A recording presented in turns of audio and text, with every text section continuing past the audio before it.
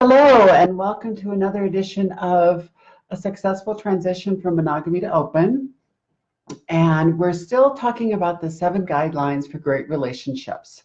We've talked about the main 7, and now we're going to talk about a couple of things that help bring all of that together for you.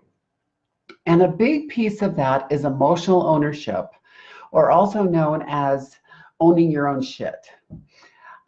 This can be tough for a lot of people because owning your own emotions can be difficult. We don't teach people to own really their own emotions. We teach them to blame you. You made me feel blank.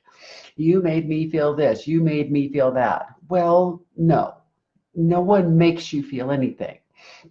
You choose your own emotional response to whatever is going on, and that's part of the emotional ownership.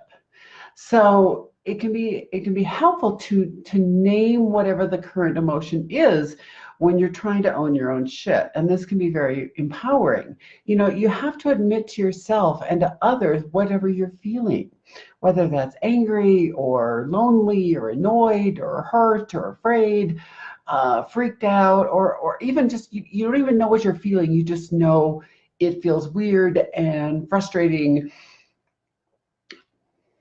And then what do you need? Do you need to be left alone? Do you need to break? Do you need to go outside and scream? Like, what do you need? But sometimes just naming it can help, like naming it out loud. Because maybe you want to do something about this emotion, and maybe you don't. Maybe all you really need to do is acknowledge it. Think about times when you've had a bad day. Maybe you didn't sleep well the night before. You've had a rough day at work, and you come home and there's some little thing that your partners have done that just that day gets on your nerves. Instead of blowing up, instead of stomping around or walking out, it's much better to just say, look, I didn't sleep very well last night, and I had a crappy day at work, and so I'm already pretty grumpy. So dealing with this is just really more that it's more about all these other things than it really is about this one little thing. That can make a big difference in the interaction you have with your partners. You are the expert on you, and they are the expert on them. We all know those little things that tend to set us off. It's just like not getting a good night's sleep or having a crappy day at work. If you know that tends to set you off, admit it.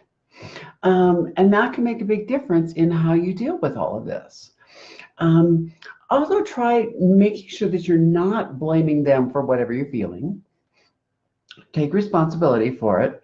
And try to, instead of using no but statements, use yes and. And is more, kind of lets the statement keep going, rather than but tends to negate whatever you said before it. If you say something like, I love you, but, well, what people hear is everything that comes after the but. The first part, where if you say I love you and I'm upset about XYZ, that's going to be much easier for people to hear.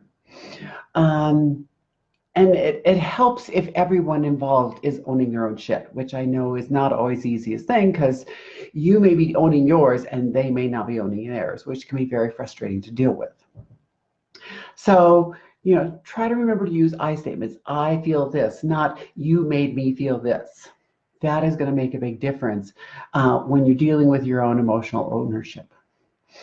So tomorrow we are going to talk about the last little piece of trying to deal with how to communicate a little bit more effectively.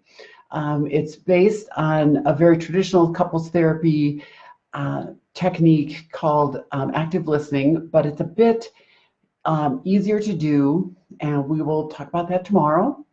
So if you have any other questions, feel free to private message me if you want, or Please join the private Facebook group, The Successful Transition from Monogamy to Open. We'd love to have you join us.